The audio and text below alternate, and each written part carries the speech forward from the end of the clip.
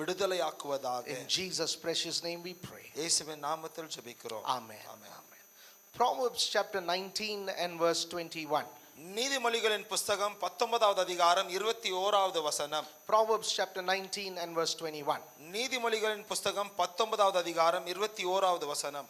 I want to basically talk about the five things about a woman. ஒரு ஸ்திரீயை குறித்ததான 5 காரியங்களை உங்களோடு கூட பேச நான் வாஞ்சிக்கிறேன். The difference of a woman from opposite to the male. ஒரு ஆணிடத்திலிருந்து ஸ்திரீயை வேறுபடுத்துகிற வித்தியாசப்படுத்துகிற 5 குறிப்பிட்ட காரியங்கள்.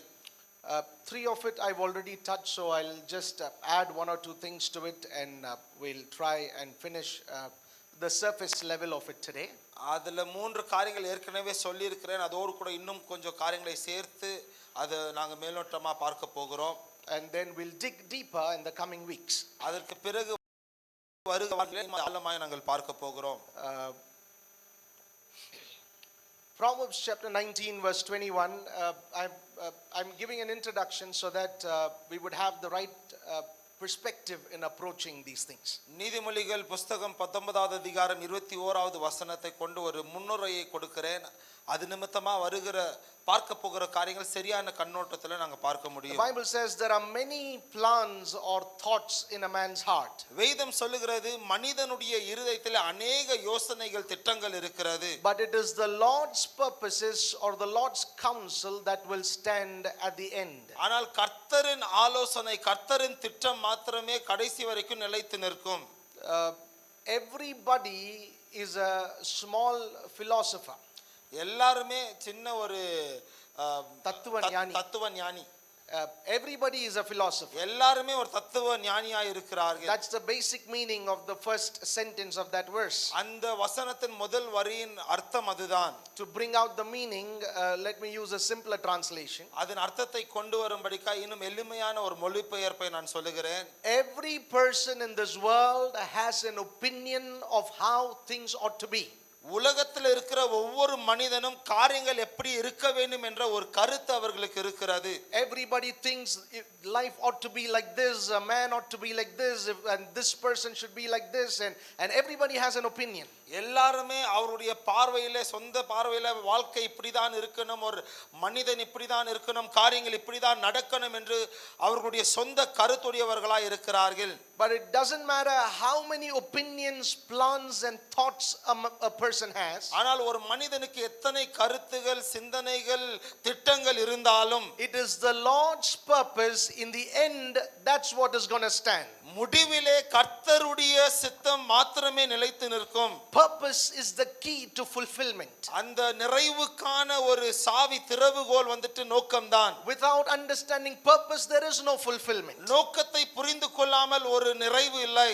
So being too opinionated and not understanding purpose will really rob a person of the joy and the satisfaction he or she is supposed to have. அதிகமான கருத்துக்களை கொண்டு நோக்கத்தை புரிந்து கொள்ளாத ஒரு மனிதன் அவனுடைய வாழ்க்கையில் அந்த சந்தோஷம் காணப்படாது. And it is because of this purpose each person, the male and the female, is created differently with differences. அந்த நோக்கத்தின் நிமித்தமாகத்தான் ஆண் மனுஷனும் பெண் மனுஷியும் அந்த வித்தியாசங்களோடு கூட அவர் சிருஷ்டிக்கப்பட்டிருக்கிறார்கள். Now differences are created not to bring tension and contention and fight between. அந்த வித்தியாசமானது ரெண்டு பேருக்கும் நடுவுல பிரச்சனை அந்த போராட்டம் வர வேண்டும் என்பதற்காக வைக்கப்படவில்லை.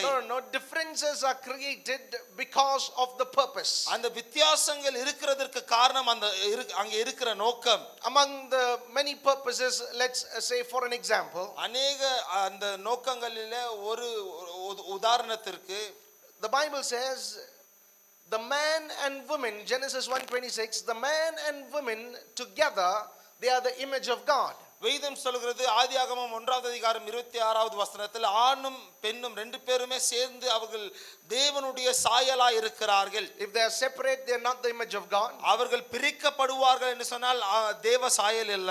But when you put both of them together, that's the image of God. ரெண்டு பேரையும் சேர்த்து இணைக்கும் பொழுதுதான் அங்கே தேவனுடைய சாயல் வருகிறது. And then one of the purposes mentioned there is the Bible says, let them rule, let them have dominion. அங்கே சொல்லப்பட்டிருக்கிற ஒரு நோக்கமானது வேதம் சொல்லுகிறது அவர்கள் ஆளுகை செய்யட்டும். So both of them together are going to rule. இரண்டு பேரும் சேர்ந்து தான் அங்கே ஆளுகை செய்ய போகிறார்கள். So when you see differences, don't get discouraged, be happy about it, because purpose is going to be fulfilled. வித்தியாசங்களை பார்க்கும் பொழுது சோர்வடைய கூடாது, சந்தோஷப்படணும். காரணம் அந்த நோக்கமானது நிறைவேற போகிறது. Not meaning to say one is superior and the other is inferior. ஒருவன் மேலே இன்னொருவன் கீழே என்று சொல்கிற காரியம் இல்ல. This is what the Bible teaches. வேதம் இப்படியாக கற்றுக் கொடுக்கிறது. Both are equal but created with differences. இருவரும் சரிசமமா இருக்கிறார்கள், ஆனா வித்தியாசங்களோடு கூட சிருஷ்டிக்கப்பட்டிருக்கிறார்கள். So whenever purpose is not known, then because of the difference there is a problem that comes. எப்பெல்லாம் நோக்கத்தை அறிந்து கொள்ளவில்லையோ அங்க இருக்கிற வித்தியாசத்தின் நிமித்தமாய் சில பிரச்சனைகள் வருகிறது. Globally there is a problem because people look different from each other. உலகத்துல கூட நாங்க பார்க்கும் பொழுது அங்க பிரச்சனை இருக்கிறதுக்கு காரணம் ஜனங்க பார்க்க வித்தியாசமா இருக்கிறார்கள். He is white, he is black, he is yellow, he is brown. Because of differences there are problems. அவன் வெள்ளையா இருக்கிறான், இவன் கருப்பா இருக்கிறான், இவன் பிரவுனா இருக்கிறான். அந்த நிறத்தின் அடிப்படையிலே அங்க இருக்கிற வித்தியாசங்களின் அடிப்படையிலே பிரச்சனை இருக்கிறது. Man and women have differences. ஆணும் பெண்ணுக்கும் வித்தியாசங்கள் இருக்கிறது. If this is not understood, then it brings problem. அதை புரிந்து கொள்ளவில்லை என்று சொன்னால் அங்கே பிரச்சனை வருகிறது. For her, what she cooked is important. அவளுக்கு அவள் என்ன சமைக்கிறாளோ அது ரொம்ப முக்கியமானது. Husband is coming home புருஷன் வீட்டுக்கு வருகிறான், and let me cook something very nice. நல்லா இருக்கிறது ஏதாவது சமைக்கலாம்.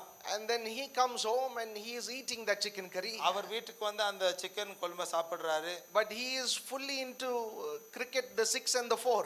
ஆனா முழு ஈடுபாடெல்லாம் அங்க இருக்கிற கிரிக்கெட் மேட்ச்ல இருக்கு. Because for him he is created in a way, for him winning is important. ஏன்னா அவருக்கு அவர் எப்படி சிருஷ்டிக்கப்பட்டிருக்கிறாருன்னு சொன்னா அவருக்கு அந்த ஜெயிக்கிறது ரொம்ப முக்கியம். For him, did we win or lose, that's all that matters. அவருக்கு நாங்க ஜெயித்தோமா தோத்தோமா அதுதான் ரொம்ப முக்கியமா இருக்கு. 6 and 4 matters to him. அவருக்கு 6 அடிக்கிறது 4 அடிக்கிறது அது ரொம்ப முக்கியமா இருக்கு. What she cooked matters to her. ஆனால் அவளுக்கோ அவள் சமைத்த காரியம் ரொம்ப முக்கியமா இருக்கிறது. Now he enjoys what he eats. அவர் சாப்பிடுகிறத ரொம்ப சந்தோஷமா சாப்பிடுறாரு. He likes the taste of it. அதை ரொம்ப ருசிச்சு சாப்பிடுகிறார். But he doesn't say anything about it. ஆனா அதை குறித்து எதுவுமே சொல்லவில்லை. But to her that's very important. ஆனா அவளுக்கோ அது ரொம்ப முக்கியம். There are differences. அங்க வித்தியாசங்கள் இருக்கிறது. If we don't understand this, then there's a lot of problem and they will not know how to handle those problems. அதை புரிந்து கொள்ளவில்லை என்று சொன்னால் अनेक பிரச்சனை இருக்கும். அதை எப்படி கையாள்வது என்று அவர்கள் அறியாமல் இருப்பார்கள். When purpose is not understood, people tend to despise the very design, the very uniqueness. They begin to despise it. நோக்கமானது புரிந்து கொள்ளவில்லை என்று சொன்னால் அங்கே இருக்கிற அந்த வித்தியாசமான அந்த வடிவமைப்பையே அவர்கள் நிராகரிப்பார்கள், அசட்டை பண்ணுவார்கள். God created, he created with a specific design. தேவன் ஒரு குறிப்பிட்ட அமைப்போடு கூட அவர் சிருஷ்டித்திருக்கிறார். And this design will be looked down upon and it will be despised and hated, and they will say things like I don't like the way he is, I don't like the way she is. அந்த அமைப்பானதை அந்த நோக்கத்தை புரிந்து கொள்ளவில்லை என்று சொன்னால் அது கீழாய் பார்க்கப்படும், அசட்டை பண்ணப்படும். அவள் இருக்கிற விதம் எனக்கு பிடிக்கல, அவன் நடக்கிற விதம் எனக்கு பிடிக்கல என்று சொல்லுவார்கள். And then they're trying to change each other. ஒருவருக்கொருவரை வந்துட்டு மாற்ற முயற்சிக்கிறார்கள். And when purpose is not understood, the very nature is suspected and doubted upon. நோக்கமானது புரிந்து கொள்ளவில்லை என்று சொன்னால் அந்த சுபாவமே, அந்த இயற்கையான சுபாவத்தையே சந்தேகப்பட வைக்கிறது.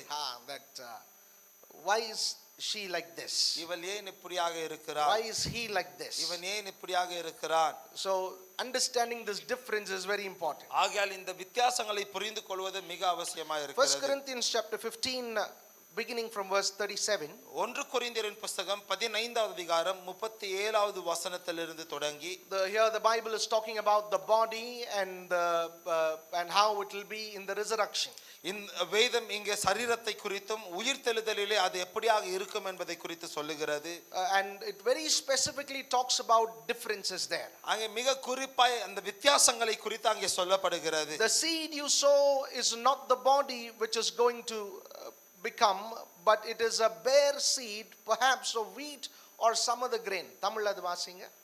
37வது வசனம் 1 கொரிந்தியர் 15வது அதிகாரம் 37வது வசனம்.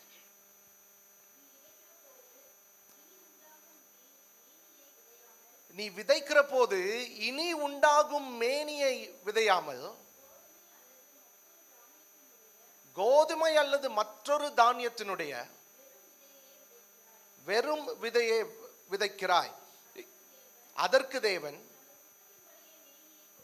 தம் சித்தத்தின்படியே மேனியை கொடுக்கிறார். So here the Bible talks about how the body is sown. இங்கே வேதம் எப்படி சரீரமானது விதைக்கப்படுகிறது என்பதை குறித்து And சொல்லுகிறது. it's compared to a seed. அது ஒரு விதைக்கு ஒப்பிடப்படுகிறது. And it says you don't sow a plant, you sow a seed. நீ ஒரு செடியை விதைப்பதில்லை, விதையை நாங்கள் விதைக்கிறோம். And the seed looks very, very different. விதையானது ரொம்ப வித்தியாசமாய் காணப்படுகிறது. The seed has its own glory. விதையானதுக்கு அதற்குரிய மகிமை இருக்கிறது. And so he's talking about the body, and he says God gives each one the kind of body, the kind of flesh. A better understanding or equally right translation would be God gives each one the kind of nature that he planned and he feels is fit for it. தேவன் அது சரியான இன்னும் எளிமையான மொழிபெயர்ப்பிலே தேவன் ஒருவருக்கும் அவர் நினைத்தபடி அவர் திட்டமிட்டபடி ஏற்ற சுபாவத்திற்குரிய ஒரு சரீரத்தை அவர் கொடுக்கிறார். He not only gives flesh, அவர் மாம்சத்தை மாத்திரம் கொடுப்பதில்லை, he is giving a nature. அதுக்கு ஒரு சுபாவத்தையும் அவர் கொடுக்கிறார். And that's why the Bible says in verse 38 God gives it a body just as he planned. 38வது வசனத்தில் அதுதான் சொல்லப்படுகிறது. அவர் திட்டமிட்டபடியே அவர் ஒரு சரீரத்தை அவர் கொடுக்கிறார். And to each kind of seed a body of its own is given. ஒவ்வொரு விதமான விதைக்கும் அதுக்குரிய ஒரு வித்தியாசமான ஒரு சரீரமானது கொடுக்கப்படுகிறது. So this design, this nature, this feature is given by God. ஆகையால் இந்த அமைப்பு, இந்த சுபாவம் இதெல்லாமே கர்த்தரால் கொடுக்கப்பட்டது. When a person dies and on the day of resurrection, ஒரு மனிதன் மரித்து உயிர்த்தெழுதலின் நாளிலே, when God raises him up, he's going to give that person a kind of body that God thinks is right and is pleased with. தேவன் அவரை உயிர்த்தெழ செய்யும் பொழுது தேவன் அவர் பிரியப்படுகிற, தேவன் திட்டமிட்டிருக்கிற ஒரு விதமான சரீரத்தை அவருக்கு கொடுக்கிறார். Verse 39, 39வது வசனம், all flesh or all nature is not the same. எல்லா மாம்சமும் எல்லா சுபாவமும் ஒரே மாதிரி இருக்கிறது இல்ல. Humans have one kind of body, மனிதர்களுக்கு ஒரு விதமான சரீரம், another kind for animals, மிருகங்களுக்கு இன்னொரு விதமான சரீரம், another kind for birds, பறவைகளுக்கு வித்தியாசமான சரீரம், another kind for fish. மீன்களுக்கு வித்தியாசமான சரீரம். He's trying to say even between animals, within them there are differences in their nature and their physical body. அவர் சொல்ல முயற்சிக்கிறது என்னவென்றால் மிருகங்களிலும் கூட அவர்களுடைய சரீரத்தில் வித்தியாசங்கள் இருக்கிறது. Verse 40 and 41, 40 மற்றும் 41வது வசனம், heavenly bodies, the sun, moon and the stars, வானத்தில் இருக்கிற காரியங்கள், சூரியன் சந்திரன் நட்சத்திரங்கள், earthly bodies, animals, humans, plants, பூமியில் இருக்கிற சரீரங்கள், மனிதர்கள், செடி கொடிகள் மற்றும் மிருக ஜீவன்கள். the glory of the heavenly body is one kind and the glory of the earthly body is one kind. அந்த வானங்களிலே இருக்கிற அந்த சரீரங்களின் மகிமை ஒரு விதமா இருக்கிறது, பூமியில இருக்கிற சரீரங்களின் மகிமை இன்னொரு விதமா இருக்கிறது. In other words, both have two different kinds of glory. வேற வார்த்தையிலே இந்த இரண்டுக்கும் வித்தியாசமான மகிமை இருக்கிறது. Verse 41, there is a glory of the sun,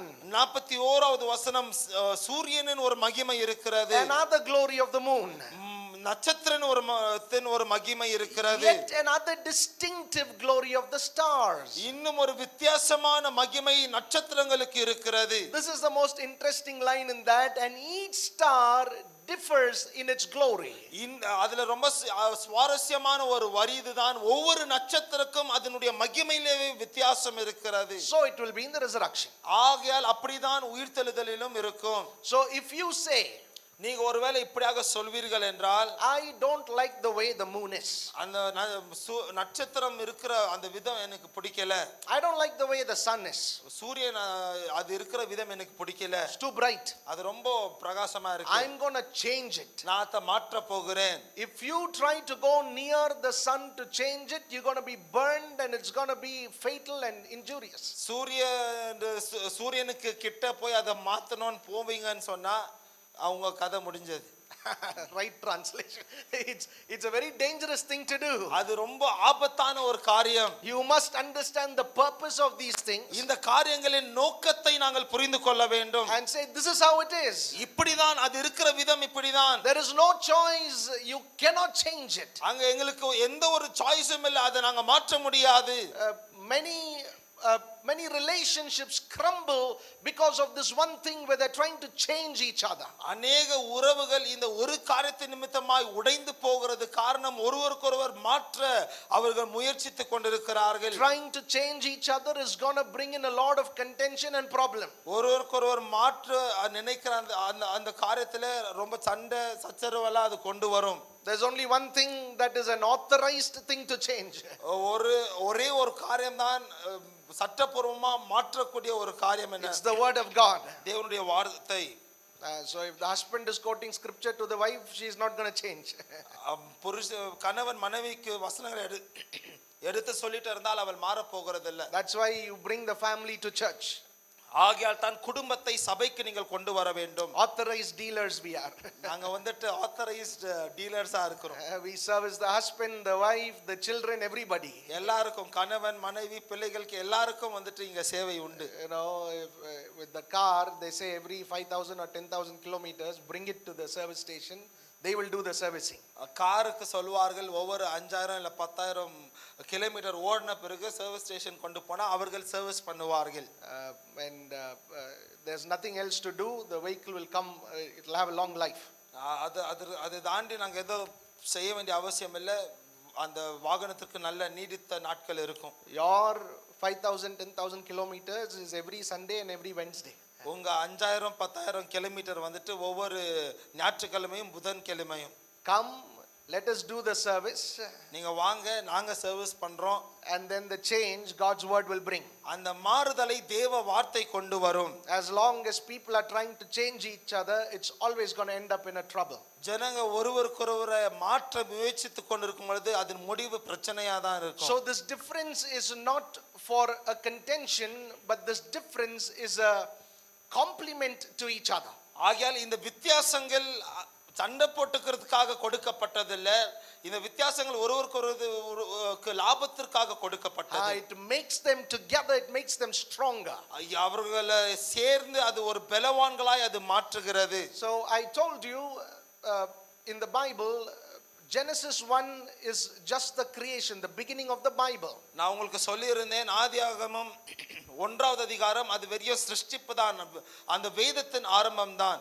But a lot of things happened before Genesis 1. ஆனா ஆதியாகமம் 1வது அதிகாரத்துக்கு முன்பதாக அநேக காரியங்கள் நடந்திருந்தது. So many chapters in the Bible that deals with before Genesis 1. ஆதியாகமம் 1வது அதிகாரத்திற்கு முன்பதான காரியங்களை குறித்து அநேக அதிகாரங்கள் வேதங்கள்ல பேசுகிறது. What do you see there? அங்க என்ன பார்க்கிறோம்? You see a God full of plans and purposes.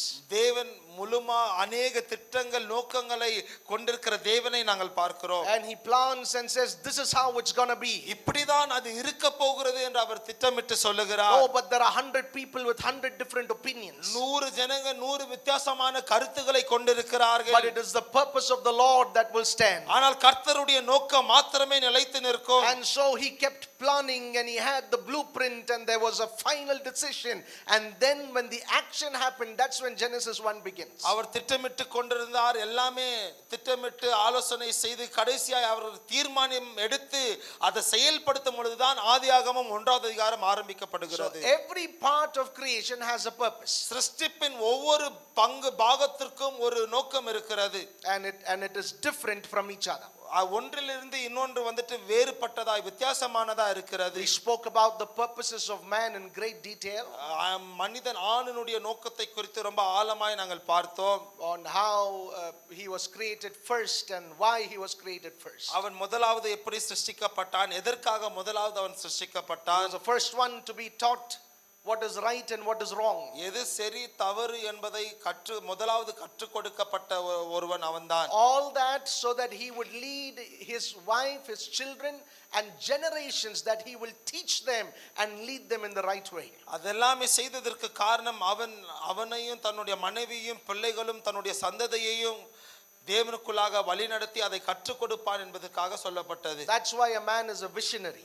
ஆகையால் தான் ஒரு மனிதன் அவன் தரிசிக்கிறவனா இருக்கிறான். He mentally sees what has to happen. அவன் மனதிலே என்ன நடக்க வேண்டும் என்பதை அவன் பார்க்கிறான். In his imagination, in his heart, there is a clear picture. அவனுடைய கற்பனையிலே இருதயத்திலே ஒரு தெளிவான காட்சி இருக்கிறது. And then he turns the things around him according to that picture. அதற்கு பிறகு அவன் பார்த்த அந்த காட்சி பிரகாரமாகவே அவனை சுற்றி இருக்கிற காரியங்களை அவன் அமைக்கிறான். That's why he's called a cultivator.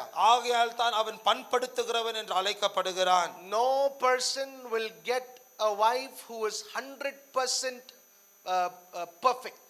எந்த ஒரு மனிதனும் 100% முழுமை அடைந்த ஒரு மனைவியை கண்டு கொள்ள முடியாது. You can search all over the world, உலகமெங்கும் நீங்க தேடி பார்க்கலாம். but God has not created somebody like that. ஆனா தேவன் அப்படியாப்பட்ட ஒரு ஸ்திரியை படைக்கவே இல்லை. But this is what he has created. ஆனால் அவர் இப்படியாக சிருஷ்டித்திருக்கிறார். He's created somebody with great potential within them. ஒரு பெரிய காரியம் அவர்களுக்குள்ளாக இருக்கிற ஒரு மனிதனை தேவன் சிருஷ்டித்திருக்கிறார். And then he gives that wife in your hand. அதற்கு பிறகு அந்த ஒரு மனைவியை உங்க கரத்தில் அவர் கொடுக்கிறார். And he gives those children in your hand. அந்த பிள்ளைகளை உங்க கரத்தில் அவர் கொடுக்கிறார். You are not just given to cultivate land, நீங்க பெரிய நிலத்தை பண்படுத்தும்படிக்காய் அழைக்கப்படவில்லை. but wife and children. மனைவியும் பிள்ளைகளும். And a man ought to turn them. It is in your hands to turn them according to that picture in your mind.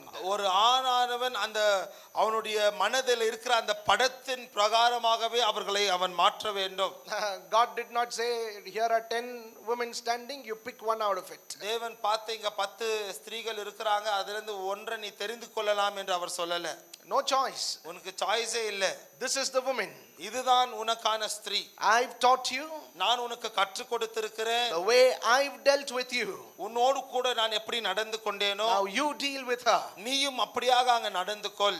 And you begin to work and cultivate around her. நீ அவள் வாழ்க்கையில கிரியை செய்து அவளை பண்படுத்த ஆரம்பிக்க வேண்டும். It's okay to have few expectations. சில எதிர்பார்ப்புகள் இருப்பது நல்லதுதான். But 100% you will never get. ஆனா 100% உங்களுக்கு கிடைக்காது. Some people are searching and searching and they're searching for a very long time. சிலர் தேடி தேடி தேடி ரொம்ப நாளா தேடிட்டு இருக்காங்க.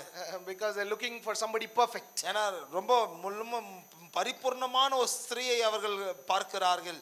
If a woman lives with you for 5 years, ஒரு ஸ்திரீயானவ உங்களோடு கூட 5 வருஷம் வாழுவார்கள் என்று சொன்னால், and she is not close to the picture that you have in the mind, உங்க மனதில் இருக்கிற அந்த படத்திற்கு இன்னும் கிட்ட வரலன்னு சொன்னா, it is not her fault. அது அவளுடைய தவறு இல்லை. It is your fault. அது உங்களுடைய தவறாய் இருக்கிறது. Because you are the cultivator. ஏன்னா நீங்க தான் பண்படுத்துகிறவர். Our example itself is Jesus. எங்களுக்கு இருக்கிற முன்னுதாரணமே இயேசுதான். Now when I say cultivate her, I'm saying dig around her. Don't dig her, dig around her. பண்படுத்துங்கள் என்று சொல்லும்போது அவளை சுத்தி தான் நீங்க தோண்டணும், அவளையே தோண்டக்கூடாது. Don't put water, don't put acid. நீங்க தண்ணி தான் போடணும், ஆசிட போடக்கூடாது. That's why I say our example is Jesus. ஆகையால் தான் நான் சொல்லுகிறேன் எங்களுடைய முன்னுதாரணம் இயேசு. Look at the way he deals with us. அவர் எங்களை எப்படி கையாளுகிறார் என்று நாங்கள் பார்க்க வேண்டும். In வேண்டும். Ephesians the Bible says he cherishes and nourishes the bride. எபேசியர் புத்தகத்துல வேதம் சொல்லுகிறது அவர் அவருடைய மனவாட்டியை போஷித்து பராமரிக்கிறார். And he washes her with the word. அவளை வார்த்தையினால் அவர் கழுவுகிறார். Not to present her to the Father or to present her to God, தேவனுக்கு அல்ல பிதாவுக்கு அவளை கொடுக்க வேண்டும் என்பதற்காக மாத்திரமல்ல, but to present her to himself. அவருக்கே அவளை கொடுக்கும்படிக்காய் அப்படி ஆயத்தப்படுத்துகிறார். Jesus the man has a vision. இயேசு ஒரு ஆணாய் அவருக்கு ஒரு தரிசனம் இருக்கிறது. And he's working for it on the bride. அந்த மனவாட்டியின் மீது அதற்காக அவர் கிரியை செய்து கொண்டிருக்கிறார். And so a man has all these differences. ஒரு ஆணுக்கு இந்த எல்லா வித்தியாசங்கள் இருக்கிறது. To be a protector. அவன் பாதுகாக்கிறவன். The reason why he calls and asks, have you reached home? வீட்டுக்கு போய் சேர்ந்தியா என்று அவர் ஃபோன் பண்ணி கேட்கிறதற்கு காரணம், the reason why he says have the children come home, பிள்ளைகள் வீட்டுக்கு வந்தாங்களான்னு ஃபோன் பண்ணி கேட்கிறதுக்கு காரணம் It's not because he's doubting you. உங்களை சந்தேகப்படுகிறதுனாலே அல்ல. He's created with that difference to protect. அந்த பாதுகாக்கிற அந்த வித்தியாசத்தோடு கூட அவர் சிருஷ்டிக்கப்பட்டிருக்கிறார். He sees you as his property and he wants to protect you. உன்னை அவருடைய ஒரு சொத்தாய் அவருடைய பொருளாய் பார்த்து அதை பாதுகாக்கிற அந்த உணர்வு அங்கே இருக்கிறது. If you say, why is he so possessive? அவர் ஏன் இவ்வளவு பொசசிவா இருக்கிறாரு நீங்க பார்த்து கேட்டீங்கன்னா, he is possessive because he is created that way. அவர் பொசசிவா இருக்கிறதற்கு காரணம் அப்படியாக அவர் சிருஷ்டிக்கப்பட்டிருக்கிறார். This is mine and she is mine and these are mine and I'm going to protect them. இது என்னுடையது, அவள் என்னுடையவள், இவைகள் என்னுடையது, அதை நான் பாதுகாக்க போகிறேன் என்ற அந்த உணர்வு இருக்கிறது. Look at Jesus the man. அங்க அந்த ஆணாகிய இயேசுவை பாருங்கள். Now remember, for incarnation, Jesus coming in the flesh, there are many purposes. அந்த அவதாரமா இயேசு மாம்சத்துல வருகிறதற்கு अनेक நோக்கங்கள் இருக்கிறது. One of the purposes to show us what a man is. அதுல ஒரு நோக்கம் ஒரு மனிதன் என்றால் என்ன என்பதை அவர் காண்பிக்கும்படிக்காக வந்தார். And so this is Jesus talking. இங்க இயேசு பேசுகிறார். And look at how a protector he is. அவர் எப்படி பாதுகாக்கிறவர் என்பதை பாருங்கள்.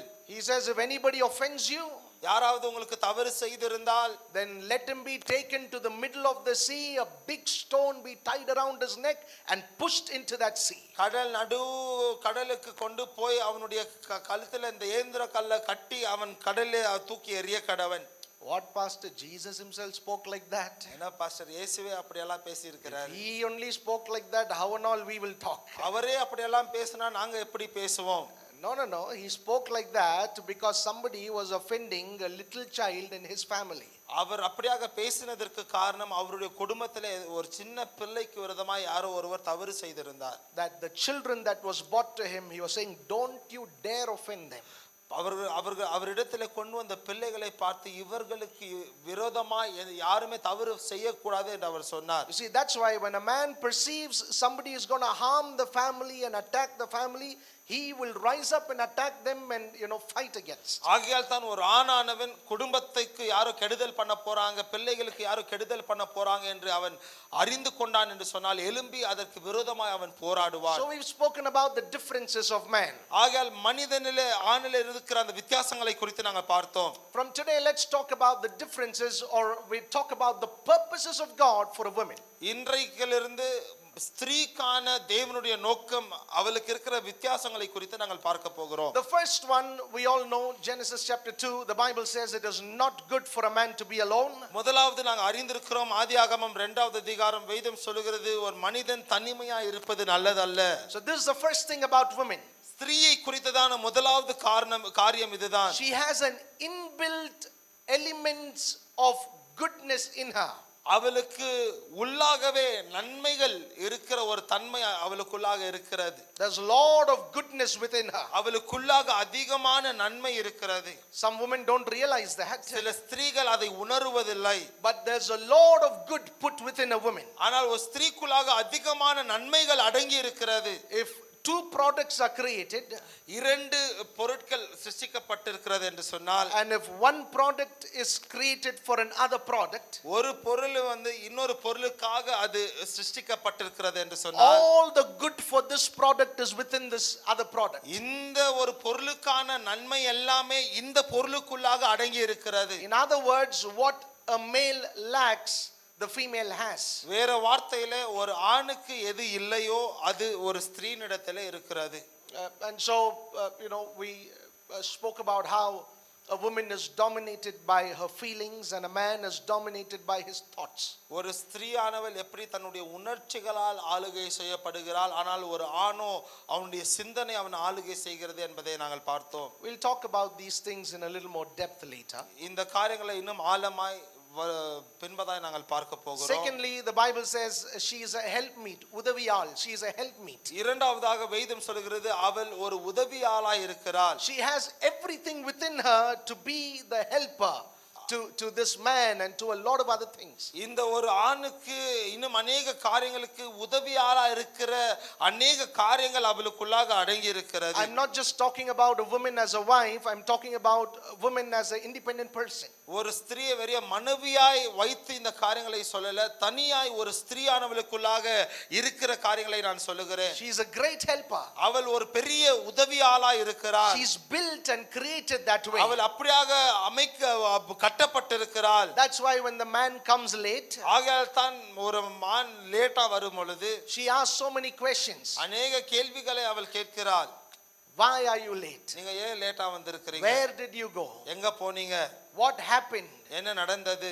And the man thinks she is now interfering into all my affairs and my business.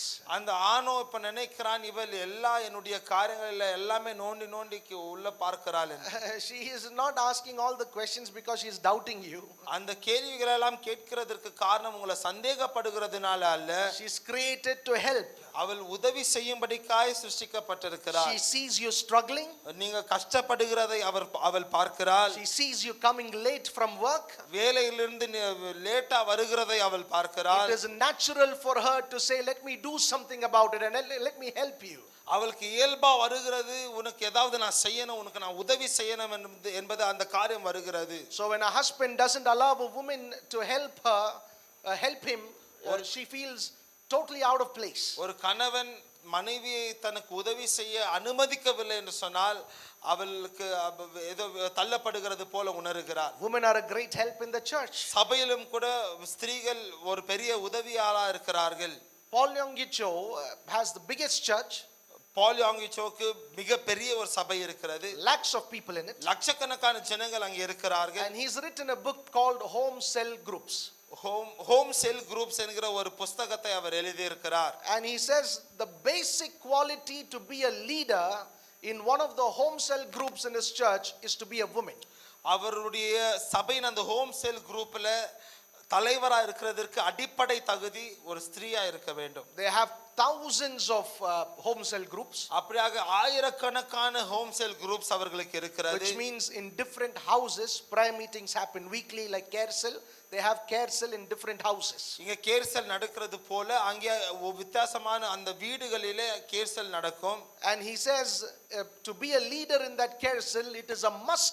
The basic qualification is that she ought to be a woman. அந்த care செல்லிலே தலைவராய் இருப்பதற்கான அடிப்படை தகுதி அவர்கள் ஒரு ஸ்திரீயா இருக்க வேண்டும். Why?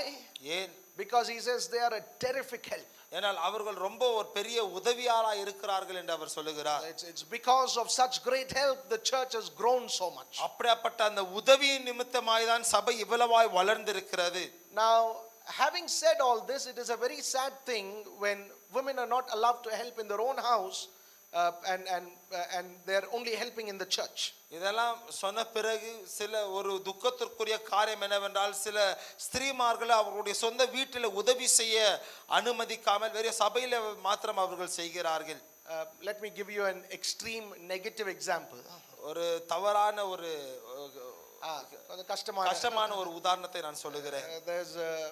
There's an incident where a couple by the name Bonnie and Clyde together as a couple they stole from a lot of banks.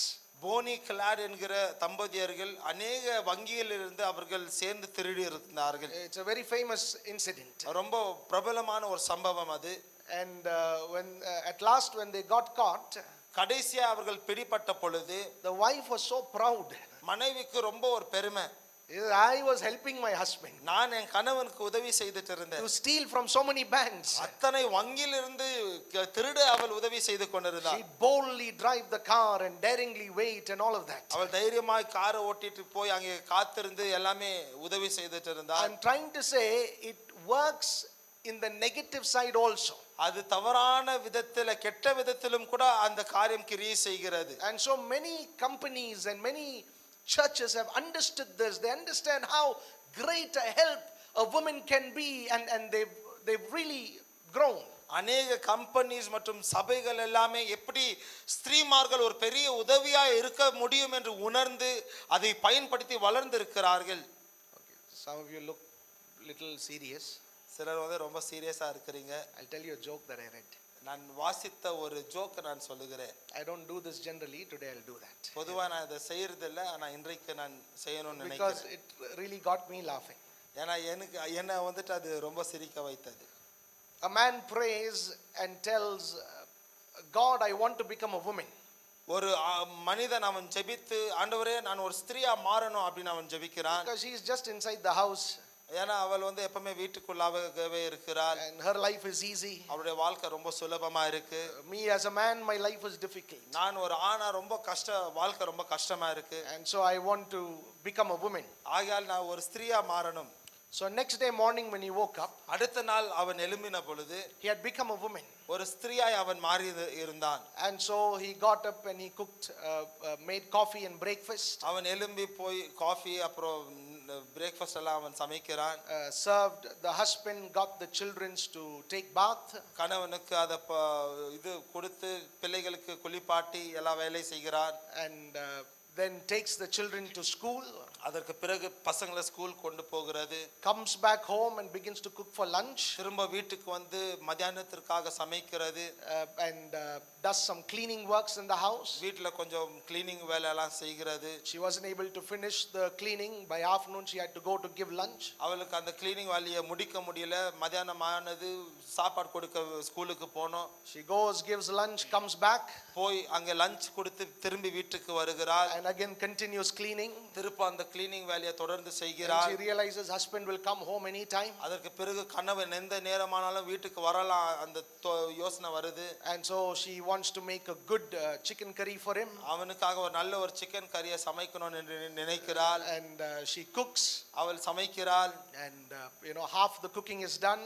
பாதி சமையல் முடிந்திருக்கிறது. Takes bath, gets ready, puts on makeup. குளிச்சு ready ஆகி makeup எல்லாம் போட்டுட்டு By then husband comes home. அந்த நேரத்திற்குள்ளாக கணவன் வீட்டுக்கு வருகிறான். By then she has gone to get children. அதற்கு அந்த நேரம் பார்த்து அவள் பிள்ளைகளை கொண்டு வரும்படிக்காய் போயிருக்கிறாள். And now they're trying to sit together, have dinner, all that. இப்போ எல்லாமே சேர்ந்து அமர்ந்து சாப்பிடுகிற அந்த ஒரு நேரம் Then வந்திருக்கிறது. she says, oh, clothes has to be washed. அதுக்கு பிறகு ஐயோ துணி கசக்கணும்ன்ற அந்த யோசனை வருது. And then vessels has to be washed.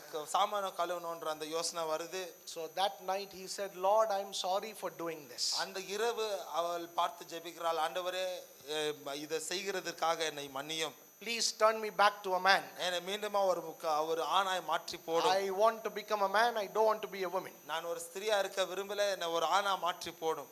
So God says, தேவன் பார்த்து சொல்லுகிறார், wait wait for 10 months because you're pregnant now. 10 மாசம் நீ காத்திருக்கணும், ஏன்னா நீ இப்போ பிரெக்னெண்டா இருக்க. So I'm just trying to say women are a great help. ஸ்திரீகள் பெரிய ஒரு உதவி ஆளா இருக்கிறார்கள். All right, so would you look at somebody next to you, tell them women are a great help. Can you just பக்கத்துல say that to இருக்கிறவங்கள them? பார்த்து சொல்லுங்க, ஸ்திரீகள் பெரிய உதவி ஆளா இருக்கிறார்கள். Be a little appreciative of that. அவர்களை நீங்கள் பாராட்ட All right, வேண்டும். thirdly, the suitability. Being suitable, ஏற்ற துணை. ஏற்ற துணையா இருப்பது. In other words, she is very adaptable. பொருந்தத்தக்கவள். She is very adaptable. அவள் ரொம்ப பொருந்தத்தக்கதான ஒரு ஸ்திரியா இருக்கிறாள். Like a socks that fits properly, she properly fits in and adapts into different situations. எங்களுக்கு சரியா ஃபிட் ஆகிற ஒரு சாக்ஸை போல எல்லா சூழ்நிலைகளுக்குள்ளாகவும் சரியாய் பொருந்துகிற ஒரு மனிதனா அவர் மாறுகிறார். Now there must be something to adapt to. உங்களை வந்துட்டு ஒரு காரியம் உங்களை அடாப்ட் பண்ணணும். உங்களை பொருத்திக் கொள்ள ஒரு காரியம் இருக்கணும். So but the problem is a woman will not adapt herself if the man is not living right and he's living a wrong lifestyle, and if the man wants her to adapt to that wrong, then that's not possible. ஒரு மனிதன் சரியாய் வாழவில்லை என்று சொன்னால், தவறான ஒரு வாழ்க்கை முறை இருக்கும் என்று சொன்னால், அதற்கு ஒரு ஸ்திரீ தன்னைத்தானே பொருந்திக் கொள்ள அவள் விருப்பப்பட மாட்டாள். More than a man, a woman has that ability to adapt into a situation, adapt into a family and be a part of it and work it through. ஒரு ஆணை பார்க்கலும் ஸ்திரீக்கு ஒரு குறிப்பிட்ட சூழலைக்குள்ளாக குடும்பத்திற்குள்ளாக போய் தன்னைத்தானே அந்த பொருத்திக் கொள்கிற அந்த தன்மை இருக்கிறது. She can get into a difficult family. ஒரு ரொம்ப கஷ்டமான ஒரு குடும்பத்திற்குள்ளாக அவள் போவாள். All the people are very mean. அங்க இருக்கிற ஜனங்க எல்லாமே வந்துட்டு ரொம்ப கடுமையா இருக்கிறார்கள். And she adopts herself there. அவள் அந்த குடும்பத்திற்கு ஏற்ற விதமாய் அவளை பொருத்திக் கொள்கிறாள். And she but if the husband is always living wrong, she may be submissive to you, but remember she's not stupid.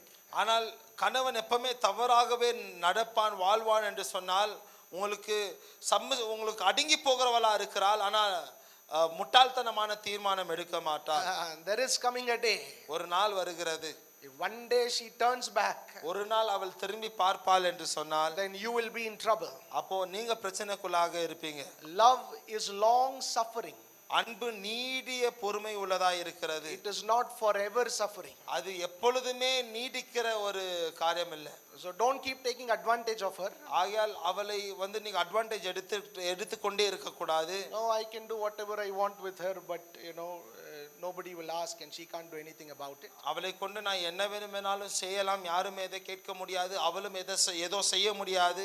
Brother, you are living in grace period. சகோதரனே, நீங்க கிருபையின் காலத்திலே வாழ்ந்திருக்கிறீர்கள். Judgment day will come one day. நியாய தீர்ப்பு நாள் ஒரு நாள் வரும். Before that you change. அதற்கு முன்பதாய் நீங்கள் மாற வேண்டும். I am not talking about judgment from God. நான் தேவனிடத்திலிருந்து வருகிற நியாய தீர்ப்பை சொல்லவில்லை. One day she takes that hot cooker, throws it on your face and walks out. ஒரு நாள் அந்த குக்கர் எடுத்து உங்க முகத்துல வீசி வெளியே போவாள் என்று சொன்னால், please don't do that. I'm just telling for an example.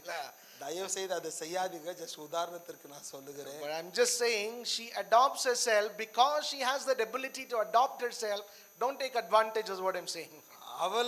அவளே உங்களுக்கு ஏற்றார் போல பொருந்திக் கொள்கிறது நிமித்தமா அதை நீங்க அட்வான்டேஜ் எடுக்க கூடாது. Okay, fourthly, நான்காவதாக we'll talk about this a little bit today. இதை குறித்து கொஞ்சம் இன்றைக்கு நாங்க பார்க்கலாம். A woman is an incubator. ஒரு ஸ்திரீயானவள் அவள் ஒரு இன்குபேட்டரா இருக்கிறாள். Incubator is where you put a seed within a woman. A woman takes a man's seed. ஒரு ஸ்திரீயானவள் அந்த ஆணனுடைய விதையை அவள் எடுக்கிறாள். And it matures within her. அவளுக்குள்ளாக அந்த விதை வளருகிறது. And then she gives it back. அதற்கு பிறகு அதை திரும்பி அவள் கொடுக்கிறாள். This is one of the most unique, blessed, different quality about a woman. ஸ்திரீயை குறித்ததான மிக வித்தியாசமான ஆசீர்வதிக்கப்பட்ட ஒரு தன்மையாய் இது இருக்கிறது. A seed is very comfortable within her and the seed has that environment to grow within her. ஒரு விதையானது அவளுக்குள்ளாக அந்த வளருகிற ஒரு சுற்றுச்சூழல் அவளுக்குள்ளாகத்தான் அந்த விதைக்கு காணப்படுகிறது. By nature she has that in her life. இயற்கையாகவே அவளுடைய வாழ்க்கையில அந்த காரியம் காணப்படுகிறது. Not just with the male seed but with everything. ஒரு ஆணுடைய விதையை மாத்திரமல்ல, எந்த ஒரு விதமான விதையாய் இருந்தாலும் every sentence you speak is a seed in a woman's life. நீங்க பேசுகிற ஒவ்வொரு வரியும் ஒரு ஸ்திரீயின் வாழ்க்கையிலே அது விதையாய் இருக்கிறது. Her mind and her heart is so fertile, it's going to catch root and begin to grow. அவளுடைய இருதயம், அவளுடைய சிந்தனை அதை பிடித்து வேர் பிடிக்கிற ஒரு காரியமாய் இதை மாற்றுகிறது. By nature, whatever you give her, she's going to give it back to you, pressed down, shaken together and running over. இயற்கையாகவே நீங்க அவளுக்கு எதை கொடுத்தாலும் மீண்டுமாய் உங்களுக்கு அமுக்கி குலுக்கி சரிந்தோடுகிற விதமாய் அவள் திருப்பி கொடுக்க போகிறாள். Not just love, அன்பு மாத்திரமல்ல, not just good things, நல்ல காரியங்கள் மாத்திரமல்ல. you give her bitterness, you give her hate, you give whatever you give her, she's going to give it back loads of lorry together. You would have given little, but when it comes back it's going to come back in loads. நீங்க அவளுக்கு கசப்பை கொடுத்திருந்தாலும் வெறுப்பை கொடுத்திருந்தாலும் எதை தந்தாலும் நீங்க கொஞ்சமாய் கொடுத்தாலும் அதை அதிகமாய் திரளாய் திரும்பி அவள் கொடுப்பாள். Because she has a way of taking things, keeping it inside her, having an experience with that and then bring it out. அவளுக்கு காரியங்களை பெற்றுக்கொண்டு அவளோடு கூட அதை வைத்துக்கொண்டு அதை அனுபவித்து பின்பதாய் திரளாய் அதை கொடுக்கிற ஒரு தன்மையை அது அவளுக்கு இருக்கிறது. And so there is this big difference between a man and woman. ஆகையால் ஆணுக்கும் பெண்ணுக்கும் இந்த ஒரு பெரிய வித்தியாசம் இருக்கிறது. Anything spoken to a man is perceived differently, anything spoken to a woman is perceived differently. ஒரு ஆணுக்கு பேசப்படுகிற எந்த ஒரு காரியமா இருந்தாலும் அது வித்தியாசமாய் பார்க்கப்படுகிறது. பெண்ணுக்கு பேசப்படுகிற எந்த காரியமா இருந்தாலும் வித்தியாசமாய் அது பார்க்கப்படுகிறது. The way they take it very differently. அவர்கள் அதை ஏற்றுக்கொள்கிற விதம் ரொம்ப வித்தியாசமாய் இருக்கிறது. Man takes a sentence as an information. information. ஆணானவன் ஒரு குறிப்பிட்ட வரியை ஒரு தகவலாய் அவன் அதை For பெற்றுக்கொள்கிறான். him, it's just information. அவனுக்கு அது ஒரு தகவல் அவ்வளவுதான். But to her, it is an emotional experience. ஆனால் அவளுக்கோ அது உணர்ச்சி பூர்வமான ஒரு அனுபவமாய் இருக்கிறது. She has a way of keeping that word within her. அந்த வார்த்தையை அவளுக்குள்ளாக வைத்துக் கொள்கிற ஒரு விதம் அவளுக்கு இருக்கிறது. And she has an experience with it emotionally. அதோடு கூட உணர்ச்சி பூர்வமான ஒரு அனுபவம் அவளுக்கு உண்டாகுகிறது. And then it bursts out, it will bear fruits, and she brings it out. அதற்கு பிறகு அது வெடித்து கனிகளை கொண்டு வந்து அதை திருப்பி அவள் கொடுக்கிறாள். She doesn't want to bring it out, but it grows like that. அது அவளை கொண்டு வர வேண்டும் என்று அவளுடைய விருப்பம் இல்லை, ஆனாலும் அப்படியாக அது வளருகிறது. That's why a man talks his thoughts, a woman talks her feelings. ஆகையால் தான் ஒரு ஆணானவன் அவன் யோசிக்கிறதை பேசுகிறான், ஆனால் ஸ்திரீயோ அவளுடைய உணர்ச்சிகளை அவள் பேசுகிறாள். No, I'm not saying women don't think. ஸ்திரீகள் யோசிக்கிறதே இல்லை நான் சொல்லல.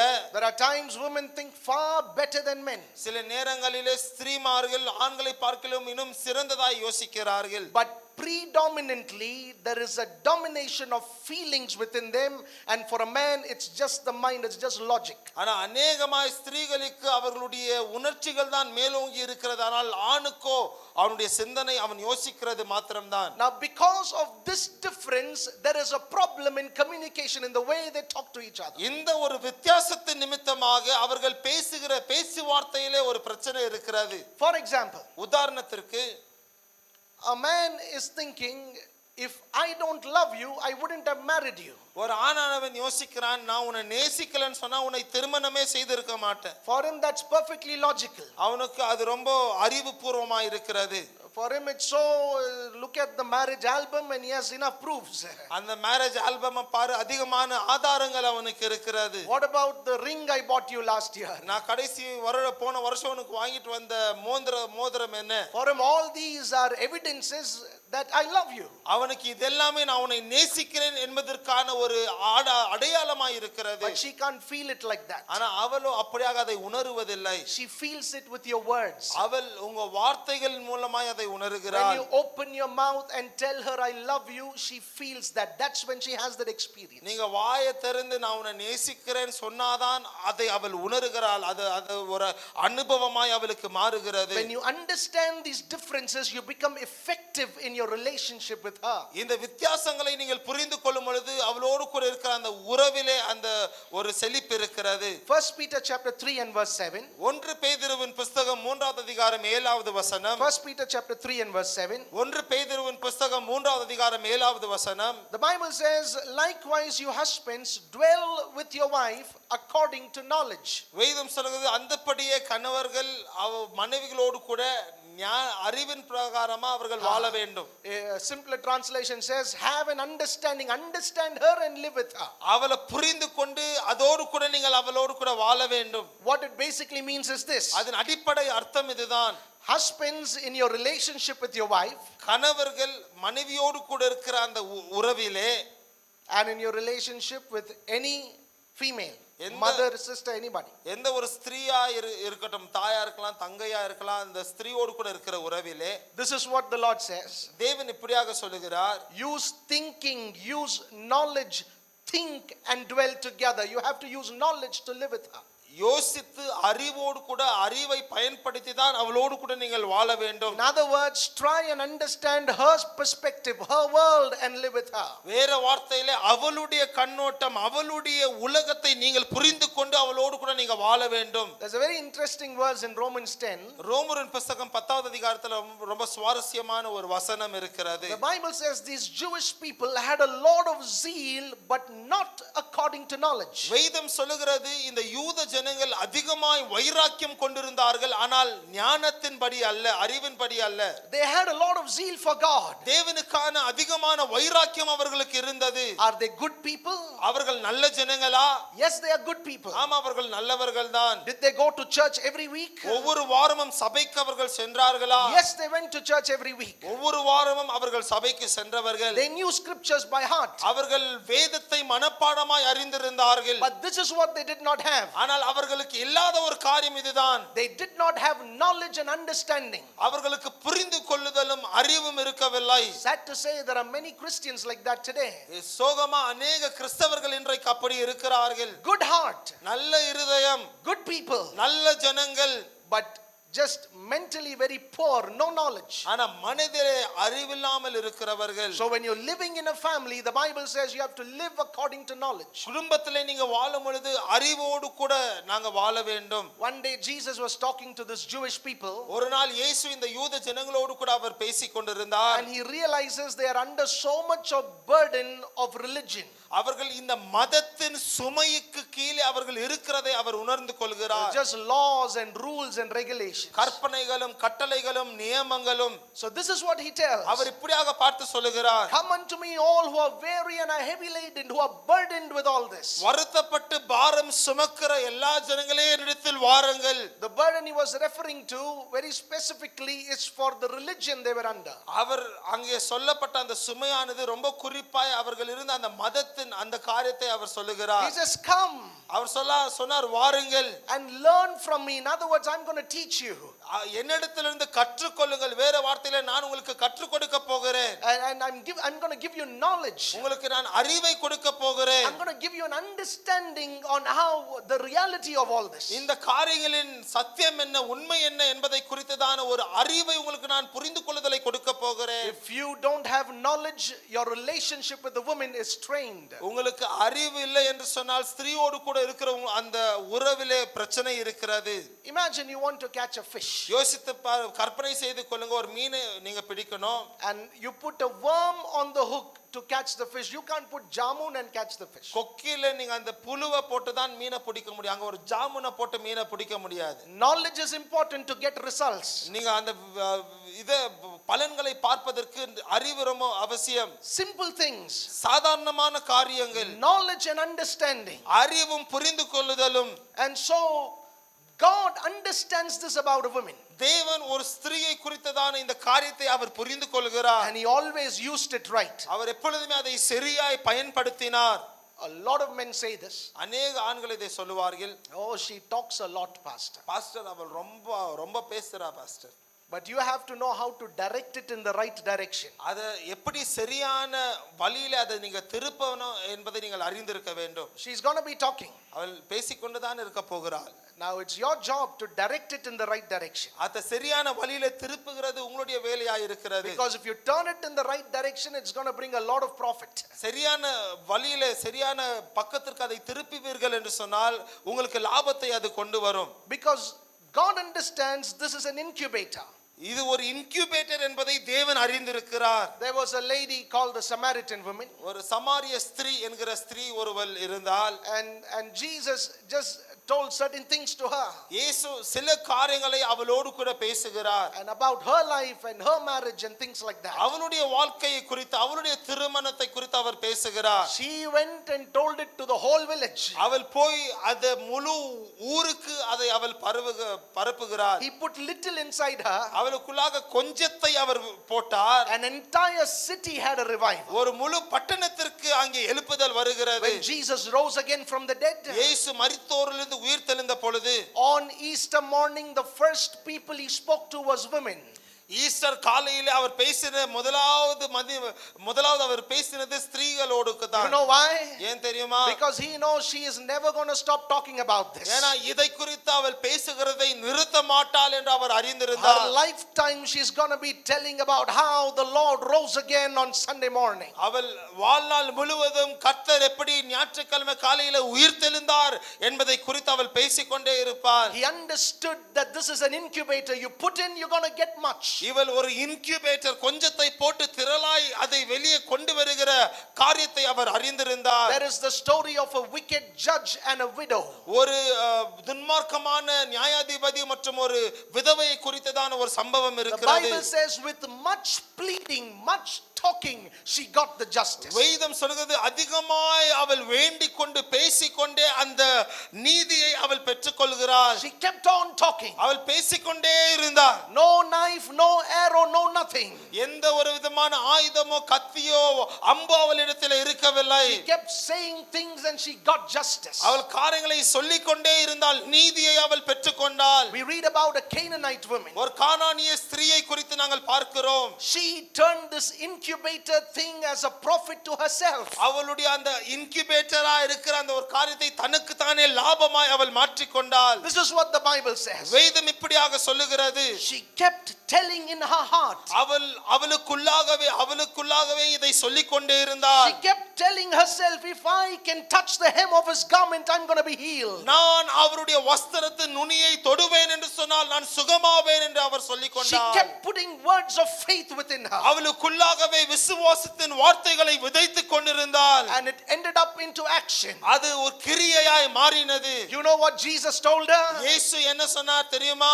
Not the faith of your pastor, but your faith has healed you. உன்னுடைய போதகருடைய விசுவாசம் அல்ல, உன்னுடைய விசுவாசம் உன்னை சுகமாக்கி இருக்கிறது. A woman is an incubator. ஒரு ஸ்திரீயானவள் இன்குபேட்டரா இருக்கிறாள். She doesn't want your logic and all the reasons that you're giving. நீங்க கொடுக்கிற அந்த அறிவுபூர்வமான காரியம் எல்லாம் அவளுக்கு தேவையில்லை. She wants you to open your mouth and speak sweetly to her. நீங்க உங்க வாயை திறந்து இனிமையாய் அவளோடு கூட பேசும்படிக்காய் எதிர்பார்க்கிறாள். Men don't talk much about their feelings ஆண்கள் அதிகமாய் அவர்களுடைய உணர்ச்சிகளை குறித்து பேசுவதில்லை. because of the male ego. ஏன்னா மேல் ஈகோ என்பதாய் இருக்கிறது. Because of that thing to win. அந்த ஜெயிக்கணும் என்கிற அந்த ஒரு காரியம் அங்கே இருக்கிறது. Because of that, he doesn't want to talk about his depression, his sorrow and all that. அது நிமித்தமாய் அவருடைய சோர்வு, சோகம், துக்க கதையெல்லாம் அவர் சொல்லிக்கொள்ள விரும்புவதில்லை. So when she asks, what are you thinking? நீ என்ன யோசிக்கிறாய் என்று அவள் பார்த்து கேட்கும் பொழுது The basic question is, what are you feeling? அடிப்படையிலே அந்த கேள்வியின் அர்த்தம் நீ என்ன உணர்கிறாய். And men wouldn't talk about it, particularly if they're in an environment where the woman is always telling you're good for nothing, you've not done anything, and your life is a waste and all that. ஆண்கள் குறிப்பாய் ஸ்திரீகள் நீ ஒன்னுக்கும் உதவி இல்லை, நீ எதுவுமே செய்யலை, உன் வாழ்க்கை எதுக்குமே உதவி இல்லை என்று அந்த தவறாய் சொல்லிக் கொண்டிருக்கிற இடத்திலே அவர்கள் பேசுவதற்கு விரும்புவதில்லை. So always remember this. ஆகையால் எப்பவுமே இதை நினைவில் வைத்துக் கொள்ளுங்க. When you're talking to a woman, that heart and that mind is very fertile. நீங்க ஒரு ஸ்திரீயோடு கூட பேசும் பொழுது அந்த இருதயம், அந்த மனம் ரொம்ப பண்படுத்தப்பட்ட ஒரு இடமா இருக்கிறது. That seed, that word is going to be like a seed. It's going to catch, take roots, and it's going to grow big. அந்த வார்த்தையானது ஒரு விதையை போல விதைக்கப்பட்டு வேர் பிடித்து அது பெரியதாய் வளர போகிறது. Never tell a woman you're ugly. நீ ஒருபோதும் ஒரு ஸ்திரீயை பார்த்து நீ பார்க்க நல்லா இல்லைன்னு சொல்லக்கூடாது. Never tell a woman that. ஒருபோதும் ஒரு ஸ்திரீ இடத்தில் அதை நீங்க சொல்லக்கூடாது. You see, because the way they take it is very different. ஏனென்றால் அதை அவர்கள் எடுத்துக்கொள்கிற விதம் ரொம்ப வித்தியாசமா இருக்கிறது. If you tell a man, ஒரு ஆணை நீங்க பார்த்து சொல்வீங்க என்றால், நீ ரொம்ப அசிங்கமா இருக்க பாக்க, you look very ugly. you look very ugly. அவன் சொல்ல உன் மூஞ்சிக்கு நீ அதெல்லாம் பேசக்கூடாது. He will tell, for your face you are not supposed to comment like this. You are also ugly. நீயும் பார்க்க அசிங்கமா தான் இருக்க. கிண்டல் அடிச்சிட்டு போயிடுவான். He will just have fun and he will pass away. But a woman is not going to be like that. ஆனா ஒரு ஸ்திரீ அப்படியாக இருக்க போகிறதில்லை. She will never forget you her lifetime. அவளுடைய வாழ்நாள் முழுவதும் உங்களை அவள் மறக்க மாட்டாள். Because it's gone deep within the heart. ஏன்னா அது அவளுடைய இருதயத்தில் ஆழமாய் சென்றிருக்கிறது. When a man tells, ஒரு ஆண் சொல்லும் பொழுது, salt is less in the food or salt is more in the food. சாப்பாடுல உப்பு கம்மியா இருக்கு, இல்ல சாப்பாடுல உப்பு ஜாஸ்தியா இருக்கு. For you're just giving an information. உங்களுக்கு நீங்க ஏதோ ஒரு தகவலை கொடுக்குறீங்க, அவ்வளவுதான். You're just giving an information, salt is more. இல்ல உப்பு ஜாஸ்தியா இருக்குன்னு தெரியப்படுத்துறீங்க, அவ்வளவுதான். For her it's not an information. ஆனா அவளுக்கு அது ஒரு தகவல் மாத்திரம் இல்ல, it's an emotion. அது ஒரு உணர்வு. It goes deep within the heart and the mind. அது இருதயத்தில மனதில் ஆழமாய் அது செல்கிறது. Then she will begin to start saying things to you. அதற்கு பிறகு உங்க இடத்துல காரியங்களை சொல்ல ஆரம்பிப்பாள். You think I don't know to cook?